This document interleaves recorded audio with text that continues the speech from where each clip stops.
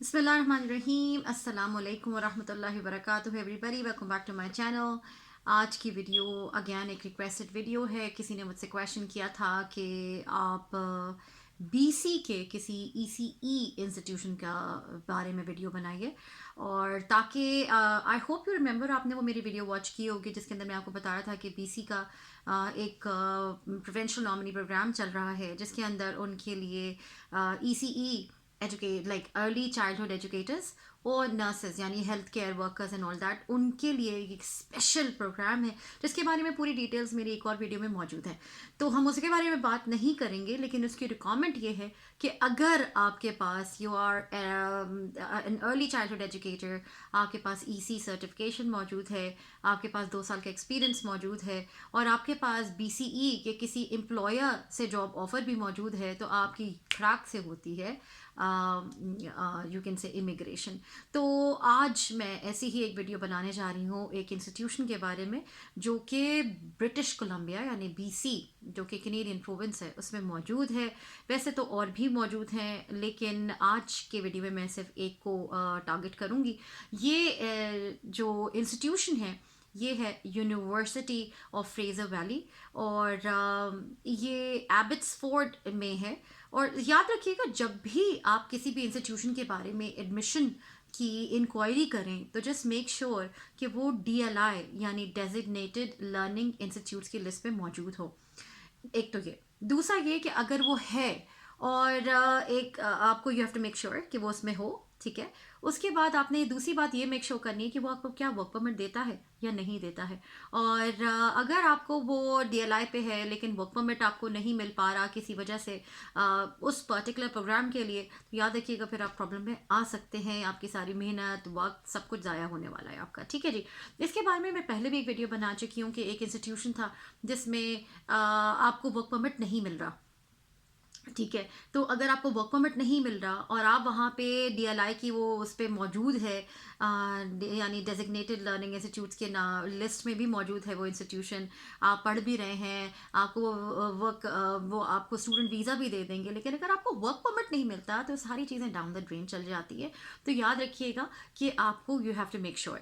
ये एक वेबसाइट मुझे बहुत मज़े की, वैसे तो इनकी ऑफिशियल जो सीआईसी की वेबसाइट है उस पर डीएलआई मौजूद है, लेकिन एक और ब्रिटिश कोलंबिया से रिलेटेड एक लिस्ट मुझे और मिली है जिसका मैं वेबसाइट का लिंक इंशाअल्लाह ताला नीचे डिस्क्रिप्शन बॉक्स में डालने वाली हूँ। और उसमें सारे के सारे इंस्टीट्यूट जो बीसी में मौजूद हैं, जो कि बहुत सारे हैं, उनके बारे में क्लियरली मेंशन्ड है कि क्या वो डीएलआई पे हैं, अगर हैं तो उनका नंबर क्या है, डीएलआई नंबर क्या है, दूसरा क्या वो वर्क परमिट प्रोवाइड करते हैं या नहीं करते हैं। तो आज मैं आपको university of the Fraser valley के बारे में बताने वाली हूँ, स्पेसिफिकली सिर्फ ईसीई के प्रोग्राम के बारे में। और अच्छी बात यह है कि वो वर्क परमिट प्रोवाइड करते हैं। तो हम आगे बात करते हैं और आ जाते हैं कि जी अगर हम अर्ली चाइल्डहुड एजुकेशन में करते हैं, याद रखिएगा किसी और ने मुझसे क्वेश्चंस किए, मुझसे सॉरी, मैं डिस्ट्रैक्ट हो जाती हूँ, लेकिन मैं उन क्वेश्चंस को भी साथ साथ आंसर करने की कोशिश कर रही होती हूँ जो कि मुझसे किए गए हैं। पिछले मेरे कमेंट सेक्शंस में बहुत सारे क्वेश्चंस आ चुके हैं। इंशाल्लाह मैं एक क्वेश्चन आंसर पे एक और वीडियो बनाने वाली हूँ ताकि मैं डिटेल्ड आंसर दे सकूँ उन सब लोगों के जिनके क्वेरीज मेरे पास मौजूद हैं। तो किसी ने मुझसे ये भी कहा था कि जी ईसीई तो बहुत तरह के होते हैं, हमें कौन सा करना चाहिए। तो याद रखिएगा ये एक स्टेप वाइज प्रोसीजर होता है। या तो आप डायरेक्टली डिप्लोमा कर लीजिए, कुछ जगहों पे जो कि मैं अभी एक स्पेसिफिक प्रोग्राम के बारे में बात करने जा रही हूँ, वो ये कहते हैं कि पहले you have to get an ECE certification and then you have to talk about the diploma, right. तो मैं आज के जो इस वीडियो में कवर होने वाला है वो है अर्ली चाइल्डहुड एजुकेशन सर्टिफिकेट की सारी डिटेल्स, वो उनके जो एप्लीकेशन है वो कैसे फिल करना है, एडमिशन रिक्वायरमेंट्स क्या हैं, उसका फ़ी पैकेज क्या है, आप अर्ली चाइल्डहुड एजुकेशन सर्टिफिकेट लेने के बाद आपके जॉब प्रॉस्पेक्ट्स क्या हैं, और अगर कोई इंग्लिश रिक्वायरमेंट है तो वो क्या है, and things like that. So let's dive into it. And plus courses कौन कौन से करने, याद रखिएगा मैंने जितनी वीडियोस बनाई हैं अभी आज तक, काफ़ी सारी मैंने डिफरेंट प्रोविंसेस के इंस्टीट्यूशंस की बना चुकी हूँ। हर इंस्टीट्यूट के ECE के जो कोर्सेज होते हैं, उनके जो कोर्स आउटलाइंस होती हैं, वेरी डिफरेंट। इवन कोर्सेज जो ऑफर होते हैं वो डिफरेंट होते हैं। उन ऑब्वियसली जब कोर्सेज डिफरेंट होंगे तो उनके कोर्स आउटलाइंस भी डिफरेंट होंगी। तो याद रखिएगा, institution to institution, province to province, ये वेरी करता है। ना सिर्फ ये कि कौन से कोर्सेज ऑफर हो रहे हैं, बल्कि ये भी कि कितने सेमेस्टर्स का प्रोग्राम है जिसमें आप वो सर्टिफिकेट या डिप्लोमा कर पाएंगे। तीसरा ये कि उनका फ़ी भी डिफरेंट होती है। चौथा ये कि EC सर्टिफिकेशन का लेवल कौन सा मिलने वाला है, लेवल 1, लेवल 2 या लेवल 3। कुछ प्रोविंसेस में होता ही लेवल 2 और लेवल 3 है, लेवल 1 होता ही नहीं है। ठीक है, तो ये प्रोविंस टू प्रोविंस वेरी करता है। तो ये कोई you can say it's a vast field जिसमें हर प्रोविंस की अपनी स्टोरी चल रही है। आज हम BC की स्टोरी के बारे में बात करते हैं, specifically university of the Fraser valley, जो कि एबट्सफोर्ड BC में मौजूद है। नाउ एबट्सफोर्ड कौन सा सिटी है? Abbotsford is a beautiful small city जो बहुत ही मल्टी कल्चरल और डाइवर्स कम्युनिटी है उसके अंदर। और एक और चीज़ मैं ज़रूर मेंशन करती चली जाऊँ, मैं हमेशा ये बात करती हूँ कि जो लिविंग एक्सपेंसेस के बारे में, again BC as a whole is a very expensive province. ठीक है, और अगर आप उसके किसी छोटे टाउन में भी जाके रहने की कोशिश करते हैं तो भी आपको कोई ज़्यादा फ़र्क पड़ने नहीं वाला। आपको जो एक एक्सपेंसिव मीन्स कि अगर आप एक as an new international student आते हैं तो वो आपको थोड़ा शॉक लगता है क्योंकि आपके पास डॉलर्स नहीं होते हैं। ठीक है ना, तो याद रखिएगा BC overall is an expensive province. आज हम उसकी बात कर रहे हैं। तो आगे चलते हैं हम। सबसे पहली बात तो ये सर्टिफिकेट प्रोग्राम है, early childhood education certificate. Start date सितंबर है इसकी। ड्यूरेशन 4 सेमेस्टर्स है। और कहाँ कहाँ होता है ये? एबट्सफोर्ड कैंपस में होता है कभी, और कभी चिलीवैक कैंपस में या चिलीवैक कैंपस में भी होता है। ठीक, तो इसके 2 कैंपसेस हैं। और इसकी जो कॉस्ट डिटेल्स हैं हम उसके बारे में भी बात करते हैं। सबसे पहले हम लोग ये देख लीजिए कि इसमें क्या क्या होता है। अगेन इसके अंदर आफ्टरनून और इवनिंग भी कोर्सेज मौजूद हैं। और मैं इसको डायरेक्ट इसकी सिर्फ मोटी मोटी बड़ी वाली बातें करती हूँ। 3rd और 4th सेमेस्टर्स में आपको 200 hours introductory and 200 hours advance practicum करना होता है 3rd और 4th सेमेस्टर्स में। ठीक है, first 2 semesters are only courses. 3rd और 4th सेमेस्टर में आपको प्रैक्टिकम करना होगा कितने आवर्स का? 200 आवर्स ईच का। तो टोटल आपके बन जाएंगे 400 आवर्स का प्रैक्टिकम होगा। इसके अंदर आप प्रैक्टिस करेंगे ऑब्वियसली अपना जो भी आपने पढ़ा है अपना, तो आप एक्सपीरियंस भी गेन कर रहे होंगे, फर्स्ट एंड एक्सपीरियंस और वर्किंग विद द चिल्ड्रन। और इसके अलावा अब मैं ये क्लियरली आपको इनकी वेबसाइट से पढ़ के बता रही हूँ ताकि आपको ये बात समझ आ जाए मैं क्या कह रही हूँ। After completing the programme and obtaining a first aid certificate, यानी आपने 4 सेमेस्टर का सर्टिफिकेट प्रोग्राम कर लिया और आपने फर्स्ट एड सर्टिफिकेट भी ले लिया। याद रखिएगा, फर्स्ट एड सर्टिफिकेट सिर्फ एक वर्कशॉप होती है जो आपको अटेंड करना होता है और आपको मिल जाता है certificate. You can apply to the provincial licensing board of BC for a basic licence as an early childhood educator. तो ये याद रखिएगा कि इसके अंदर आपको सबसे पहले तो अपना सर्टिफिकेट प्रोग्राम कंप्लीट करना है, फिर आपने फर्स्ट एड सर्टिफिकेट लेना है, और उसके बाद आपने प्रोविंशियल लाइसेंसिंग बोर्ड जो BC का है उससे आप अपना as an early childhood educator का सर्टिफिकेट ले सकते हैं। ठीक, अब हम आगे बात करते हैं कि जी इसमें कौन कौन से करियर्स आपके पास अपॉर्चुनिटीज आपको मिल सकती हैं। As a graduate you may seek employment in day cares, pre schools, nursery schools, special need centres, the public school system and infant or toddler centers। ये मैंने आपको फिर बताया। अब हम इसकी डिटेल में बात करने वाले हैं कि चलें ठीक है, ये सब कुछ तो हमें पता चल गया। 4 सेमेस्टर्स का है, सितंबर में इसकी स्टार्टिंग डेट है। इसके अलावा हम बात करते हैं अगर कि कहाँ होगा, तो एबट्सफोर्ड में या चिलीवैक। एबट्सफोर्ड में है, ये 2 कैंपसेस हैं, एबट्सफोर्ड कैंपस या चिलीवैक कैंपस में होगा। आपके पास अपॉर्चुनिटीज़ इसके बाद क्या क्या मिल सकती हैं ये भी हो गया। अब हम बात करते हैं कि इसके लिए आपको चाहिए क्या क्या है। तो वही रिक्वायरमेंट है जो सारों में होती है, high school diploma, that's it. ठीक, हाई स्कूल डिप्लोमा आपको इसके अंदर चाहिए होता है। और इसके अलावा क्या है, अभी ये जो मैंने आपको बोला सितंबर में स्टार्ट हो रहा है, ये मैं इस इसकी बात कर रही हूँ, ठीक है ना, जो अभी स्टार्ट होने वाला है। फाइन, इसके अलावा क्या है वो मैं सारी एप्लीकेशन डेडलाइंस आपको बताऊंगी। जो फर्दर डिटेल्स आपको अगर मालूम करना तो इनको ईमेल मालूम कर सकते हैं, या अगेन इनके ओरिएंटेशन सेशंस को आप ज्वाइन करिए, इनको ईमेल कीजिए। इनका एक बॉट मौजूद है जो आपसे कहता है कि जी if you have any query, if you have any question तो आप पूछिए। तो आप ज़रूर जाना कीजिए अपने तौर पर भी, ठीक है। अब हम बात करते हैं कि जी क्या रिक्वायरमेंट है हाई स्कूल डिप्लोमा। उसके अलावा आप अगर कैसे एप्लीकेशन को करेंगे, ऑनलाइन करेंगे। क्या क्या रिक्वायरमेंट है एप्लीकेशन की, जी ऑफिशियल ट्रांसक्रिप्ट चाहिए डायरेक्टली फ्रॉम द इंस्टीट्यूशन जहां से आपने कर रखा है, आपको उनको यूनिवर्सिटी को भिजवाना होगा। यानी आपको अपने इंस्टीट्यूशन जहां से अपने हाई स्कूल डिप्लोमा किया था वो डायरेक्टली इंस्टीट्यूशन को आपके ट्रांसक्रिप्ट भेजेंगे। और दूसरा ये कि आप वो करवा लीजिए, या अगर आपने वैसे करवा रखा है तो आप वो भी करवा सकते हैं, बट स्टिल इसको आप कंफर्म कर लीजिएगा।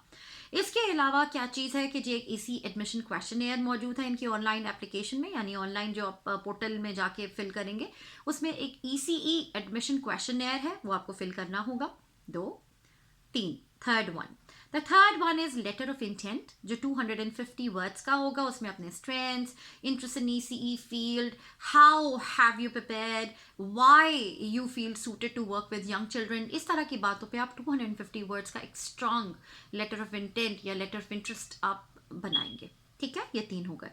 चौथा, आपके पास इंग्लिश लैंग्वेज स्किल्स हैं। मैं आपको बता दूं कि अगर आप as an international candidate apply कर रहे हैं तो आपको क्या करना है। आप आइल्स एकेडमिक में आपको स्कोर चाहिए है।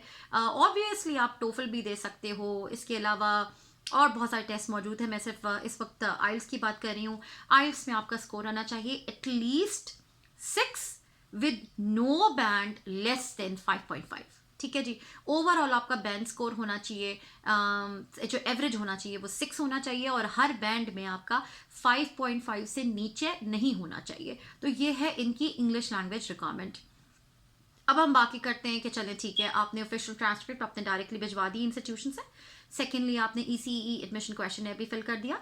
तीसरा आपने लेटर ऑफ इंटेंट 250 वर्ड्स का भी बना दिया। उसके बाद चौथा आपके पास आ जाता है इंग्लिश रिक्वायरमेंट्स, आपने आइल्स भी दे दिया।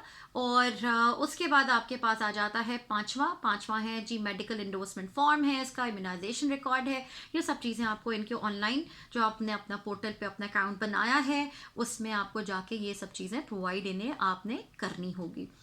नेक्स्ट स्टेप क्या होगा? नेक्स्ट स्टेप ये होगा कि जी after complete applications are received and reviewed, the office of the registrar will forward them to the child youth and family studies department, यानी जिस जो डिपार्टमेंट आपको ईसी करवाने के लिए रिस्पॉन्सिबल है उनको ये फॉरवर्ड कर देंगे। और उसके बाद एक ओरिएंटेशन सेशन होगा। ओरिएंटेशन सेशन आपको अटेंड करना मस्ट है, और अगर आप नहीं कर सकते हैं तो आपको डिपार्टमेंट को बताना होगा कि क्या वजह है कि आप वो ओरिएंटेशन सेशन अटेंड नहीं कर पा रहे। Then after you have attended they are going to make a decision on your admission कि आपको उन्होंने एडमिशन देना है या नहीं देना है, ठीक है। एंड अगेन अगर वो एक्सेप्ट कर लेते हैं कि हाँ जी आपको हमने एक सेलेक्ट कर लिया है अपने डिपार्टमेंट के लिए, अपने प्रोग्राम के लिए, ईसीई के लिए, तो फिर आपको वो एक रजिस्ट्रेशन फ़ी है और एक डिपॉजिट फ़ी है वो भी आपको देना होगा। और दूसरा क्या है कि ये जो आपको जो डिपॉजिट है ये आपका जो फ़ी है उसमें एडजस्ट हो जाएगी, तो you don't have to worry about that, ठीक है। अगर आप उसकी जो फ़ी है, डिपॉजिट फ़ी जो आप बोलते हैं, वो अगर आप नहीं पे कर पा रहे हैं तो आपका जो सीट है यानी आपका जो जगह है वो जो दूसरा बंदा है जो नेक्स्ट इन लाइन है जो वेटिंग लिस्ट में है उसको दे दी जाएगी। तो be very careful about that. Now हमने ये सारी बातें डिस्कस करनी की एप्लीकेशन एंड ऑल दैट। अब हम बात करते हैं कि जी फ़ी कितनी है, ठीक है। अब ऑब्वियसली जो यहाँ के डोमेस्टिक स्टूडेंट्स हैं जिनमें इनके सिटीजन्स एंड पीआर होल्डर्स यानी परमानेंट रेजिडेंसी होल्डर्स दोनों आ जाते हैं, तो उनकी फ़ी बहुत कम होती है। वो तो मैं बोलूँ भी ना तो अच्छा होगा क्योंकि बड़ा शॉकिंग होता है। लेकिन अगर हम इंटरनेशनल स्टूडेंट्स की फ़ी की बात करते हैं तो इट इज़ जो ट्यूशन फ़ी है, अगेन याद रखिएगा मैं इस वक्त अंडर ग्रेजुएट फ़ी की बात कर रही हूँ, सिर्फ डिप्लोमा के बारे में बात कर रही हूँ, हम लोग अभी और बातें नहीं कर रहे हैं। तो जो इनका tuition and fee for future international students के पेज पे अगर आप जाके देखते हो तो इनकी पर सेमेस्टर फ़ी बनती है कि जी $8,184 है पर सेमेस्टर ट्यूशन। उसके बाद स्टूडेंट एंसिलरी फ़ी है $450। एडमिशन फ़ी है, वन टाइम फ़ी होती है वो $1450 होती है। उसके बाद मेडिकल एंड डेंटल है वो $500 है, और वो टोटल बनाती है आपका $10,584 पर सेमेस्टर। तो अब आप ये समझ लीजिए कि ये पहले सेमेस्टर थोड़ा ज़्यादा है, क्योंकि उसके अंदर आपने एक एडमिशन फ़ी भी पे की है जो कि $1,450 थी, ठीक है। नेक्स्ट सेमेस्टर में वो नॉट एप्लीकेबल है, तो आपकी वो डाउन टू $9,134 बन जाती है ट्यूशन। इसी तरह से थर्ड सेमेस्टर में भी $9,134 होगी। याद रखिएगा, यूनिवर्सिटीज़ को ये राइट है कि वो अपने फ़ी में आगे पीछे कुछ करते रहे। तो ये जो उनकी वेबसाइट पे मौजूद है इन्फॉर्मेशन, मैं वो आपको बता रही हूँ। तो अगर आपको बाद में पता चलता है कि नहीं वो तो ये कह रहे हैं, तो obviously they have every right to do it, ठीक है। तो अगेन ये अप्रॉक्सीमेट मैंने आपको बता दिया कि आप समझें कि you are looking at a $10,000 per semester. तो if you talk about 3 semesters, आप 10 टाइम्स 3 कर लीजिए तो आपका $30,000 बन जाता है, ठीक है जी। तो ये क्या चीज़ है आपकी, जिसमें ट्यूशन, स्टूडेंट एंसिलरी फ़ी, जो रिक्रिएशन एंड ऑल दैट, उसके बारे में बात हो रही है। Admission fee, medical and dental, ये सिर्फ उसके बारे में बात हो रही है। इसके अलावा अगर आप बुक्स एंड सप्लाइज की बात करते हो, एकोमोडेशन है या लिविंग एक्सपेंसेस है, तो ये अलग है। मैं एकोमोडेशन और लिविंग एक्सपेंसेस को छोड़ के सिर्फ बुक्स एंड सप्लाइज की अगर बात करूँ तो इट्स अबाउट $650। तो याद रखिएगा कि $650 आप 10,000 में प्लस कर लीजिए, और अगर आप समझें कि जी इसको राउंड इट ऑफ टू $600, तो 6 टाइम्स 3 इज वो 1800, तो हम तकरीबन $2,000 की और बात कर रहे हैं, तो तकरीबन $32,000 आपका 3 सेमेस्टर्स का टोटल फ़ी बनता है, जिसके अंदर आपकी लिविंग एक्सपेंसेस और ये सब चीज़ें, अकोमोडेशन एंड ऑल दैट, ये इंक्लूडेड नहीं है, ठीक। तो आई होप ये आपको समझ आ गया होगा। अब हम बात करते हैं कि चलिए जी ये सारी चीज़ें भी डिस्कस हो गई, एडमिशन क्राइटेरिया भी हो गया, हमने आपको फ़ी भी बता दी। अब इनकी एप्लीकेशन डेडलाइंस के बारे में बात क्या कर लिया करते हैं। याद रखिएगा, अगेन एप्लीकेशन डेडलाइंस जो इनकी वेबसाइट पे मौजूद है उनमें यही है कि अगर आप फॉल सेमेस्टर के लिए अप्लाई कर रहे हो तो इट्स October 1 to April 15, ठीक। एक और चीज़ याद रखिएगा, अगर कुछ लोगों के दिमाग में ये क्वेश्चन आता है कि जी वेट लिस्ट कैसे बनती है, तो वेट लिस्ट ऐसे बनती है कि आपने अप्लाई किया, क्योंकि बहुत सारे लोग अप्लाई कर रहे होते हैं, ठीक है। First come first serve basis है। पहला एप्लीकेशन, आप एप्लीकेंट थे, आपने कहा जी एप्लीकेशन फिल कर ली और आपने कहा कि मैं आपको डॉक्यूमेंट्स प्रोवाइड कर रहा हूँ, द सूनर द बेटर। जो सबसे पहले अपने डॉक्यूमेंट्स प्रोवाइड कर देगा, जो जो उनकी एडमिशन रिक्वायरमेंट्स हैं, वो टॉप पे चला जाएगा, ठीक है। उसके बाद जो दूसरा अपनी एडमिशन रिक्वायरमेंट्स पूरी कर रहा है, so on and so forth. तो अगर आप चाहते हो कि जी आपको प्रायोरिटी दी जाए एडमिशन के लिए, तो you have to make it fast, ठीक है जी। आपको अपनी सारी चीज़ें तैयार रखनी है, और जैसे ही आपने उनकी एप्लीकेशन फिल की, आपको वो सारे डॉक्यूमेंट्स जो आपको नीडेड है वो आपको जल्द से जल्द पहुंचाने हैं, वरना आपकी एप्लीकेशन नीचे चली जाएगी, आपकी वेटिंग लिस्ट में भी आप उतने ही नीचे होंगे। तो याद रखिएगा, अच्छा यहाँ पे मैं एक और क्वेश्चन डाल दूँ। किसी ने मुझसे पूछा कि जी जो एडमिशन है वो तो फुल है, तो याद रखिएगा कि ECE is highly in demand, ठीक है। उसकी वजह यह है कि ECE के बेसिस पे इमिग्रेशन बहुत फास्ट होती है, क्योंकि ECE की रिक्वायरमेंट बहुत ज़्यादा है यहाँ पे, बहुत ज़्यादा ज़रूरत है यहाँ पे ECE के लिए, ठीक है, यानी अर्ली चाइल्डहुड एजुकेटर्स की। तो आपको ये प्रॉब्लम होने वाली है, तो बी मेंटली प्रिपेयर्ड कि बहुत जल्दी इंटरनेशनल स्टूडेंट्स की तो लिमिटेड सीट्स होती हैं, वो बहुत जल्दी फिलअप हो जाती हैं। तो आप हिम्मत मत हारिए, और अगर आपका फॉल सेमेस्टर फिल हो चुका है 2023, आपका विंटर सेमेस्टर फिल हो चुका है 2024, और पूरा साल भी फिल हो चुका है, तो 25 में जिस इंस्टीट्यूशन की बात हो रही थी मैं उसी के बारे में बात कर रही हूँ, नॉर्थ वेस्ट कॉलेज की बात हो रही थी। तो नॉर्थ वेस्ट कॉलेज में विंटर 2025 की अभी भी जगह मौजूद है। तो आप बिल्कुल हिम्मत मत हारिए, क्योंकि आपको बाकी बहुत सारे रिक्वायरमेंट्स, पैसे जमा करना, ये करना वो करना, साल ख़त्म होते पता नहीं चलता। तो आप अपनी जगह ज़रूर बना के रखिए। यहाँ पे एप्लीकेशन फ़ी है $150, ठीक है। ये भी मैं आपको बता दूं, मिस हो गया था शायद मुझसे। तो एप्लीकेशन फ़ी है $150। तो आप अपना काम पूरा रखिए। आप देखिए हर जगह 2-3 जगह पे अप्लाई करना होता है, फिर आपको कहीं से भी जल्दी आ जाता है, तो वहाँ पे आप देख लेते हैं अपनी सिचुएशन के मुताबिक कि आपको कहाँ जाना है। ठीक है, तो बिल्कुल हिम्मत मत हारिए, आपको फुल मिलेगा। और ये बिल्कुल नेचुरल सी बात है क्योंकि आप ही की तरह बहुत सारे लोग यही काम कर रहे हैं। ठीक है, फॉल के लिए एप्लीकेशन पीरियड है अक्टूबर 1 टू अप्रैल 15, और इसी तरह से इन्होंने ट्यूशन डिपॉजिट डेडलाइन भी बताई हुई है, और ऑन कैंपस हाउसिंग स्टार्ट भी बताया हुआ है कि कब से होगा। इसी तरह से विंटर के लिए जो डेडलाइंस हैं वो मई 5 टू सितंबर 15 है। समर सेमेस्टर के लिए अक्टूबर 1 से फरवरी 1 है। तो ये डेडलाइंस हैं फॉर एप्लीकेशंस। ठीक है, तो इनमें आपने अप्लाई करना है फॉर दोज स्पेसिफिक सेमेस्टर्स। ठीक, तो इसका just keep a look out. अब हम बिल्कुल लास्ट पे जा रहे हैं और मैं ये बता रही हूँ कि जी careers in early childhood education का एग्जैक्टली मैं आपको बता रही हूँ कि बीसी में इसकी कितनी डिमांड है। I am just reading directly from the website now. Early childhood educators and assistants are sixth on the globe, and Mail's list of the 10 jobs expected to be in highest demand in BC for the next decade, यानी अगले 10 सालों में ये 6th in demand है। तो with more job openings for ECEs expected in the coming years, according to the current labor market analysis, there will be 8,870 job openings by 2028 in BC alone। ठीक है, तो आप तकरीबन 9,000 जॉब्स की बात कर रहे हैं सिर्फ बीसी में। ठीक, completing a diploma with a specialty in infancy or special needs can make you stand out and increase your promotion potential as well.